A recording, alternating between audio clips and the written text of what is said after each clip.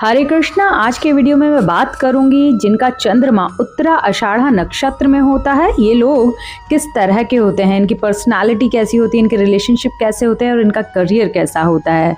उत्तरा आषाढ़ा नक्षत्र सूर्य का नक्षत्र है और यह धनु राशि में पड़ता है। तो इस तरह जिनका भी उत्तरा आषाढ़ा में जन्म हुआ है, ये लोग सूर्य की क्वालिटी निश्चित तौर पे रखते होंगे।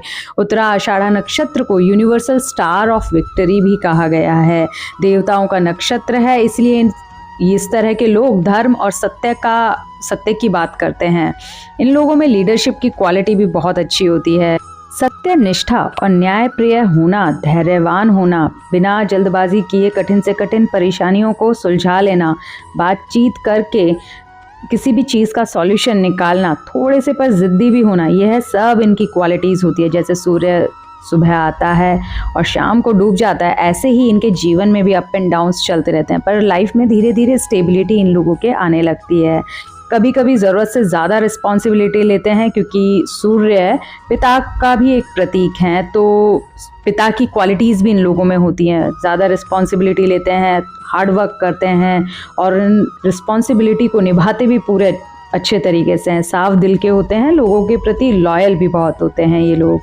अगर किसी का उत्तरा आषाढ़ा नक्षत्र के पहले चरण में जन्म हुआ है, तो ये लोग ज्ञान इकट्ठा करना बहुत पसंद करते हैं, क्योंकि इस चरण पे बृहस्पति का प्रभाव ज़्यादा रहता है। बुद्धिमान होते हैं, धार्मिक होते हैं, दर्शन शास्त्र में रुचि रखने वाले होते हैं। अगर द्वितीय चरण में किसी का जन्म हुआ है उत्तरा आषाढ़ा के, तो इन लोगों पर शनि का प्रभाव ज़्यादा होता है। तो ये लोग मेहनती बहुत होते हैं, व्यवहारिक होते हैं और अनुशासन प्रिय होते हैं।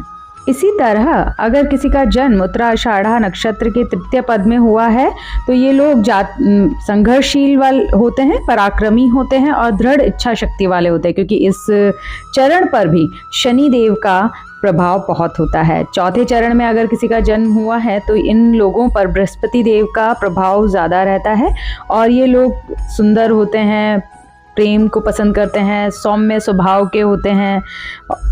या तो ये लोग एक्सट्रीम पर मटेरियलिस्टिक होते हैं या फिर एक्सट्रीम पर जाकर स्पिरिचुअलिटी को पसंद करते हैं।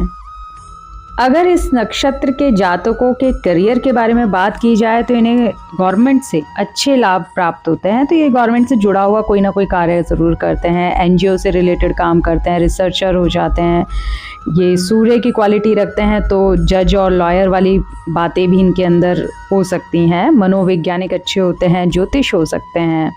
अगर इनके रिश्तों के बारे में समझना है, तो आप सूर्य और उनकी वाइफ, इन दोनों के रिलेशनशिप की जो कहानी अगर आपने सुनी है, तो उससे समझ सकते हैं कि सूर्य देव की जो चमक थी, गर्मी थी, उससे तो सूर्य देव की वाइफ भी थोड़ा परेशान थी। तो इनकी उत्तरा आषाढ़ा नक्षत्र वालों के जो स्पाउस होते हैं, ये लोग हेल्थ में थोड़ी इनकी कमी पाई जा सकती है और ये हो सकता है कि जॉब के कारण या किसी और वजह से एक दूसरे से थोड़ा अलग रह सकते होंगे। अदरवाइज इनके रिश्ते अपने स्पाउस के साथ अच्छे होते हैं। अगर इनके स्वास्थ्य की बात की जाए, तो इन्हें हृदय रोग होने के चांसेस हो सकते हैं, पाचन तंत्र से समस्या हो सकती है, गैस्ट्रिक इश्यू हो सकता है, यूट्रस या हर्निया की कोई दिक्कत हो सकती है। इसी श्रृंखला में अगर मैं रेमेडीज़ की बात करूं, तो इस नक्षत्र के जातकों को विश्व देव की पूजा करनी चाहिए, क्योंकि उत्तरा आषाढ़ा नक्षत्र के देवता विश्व देव आते हैं। फीमेल मंक की इस नक्षत्र से जुड़ा हुआ है, तो आप फीमेल मंकी को फीड कर सकते हैं, रबर के पौधे को लगा सकते हैं या उसके आसपास थोड़ा सा टाइम अपना स्पेंड कर सकते हैं। सूर्य को अर्घ्य दे सकते हैं, गायत्री मंत्र कर सकते हैं, हनुमान चालीसा का जाप निरंतर करें, 12 मुखी रुद्राक्ष की माला भी आप धारण कर सकते हैं। आज के वीडियो में इतना ही। मिलती हूँ नेक्स्ट वीडियो में किसी और नक्षत्र के साथ। Thank you very much. Hare Krishna.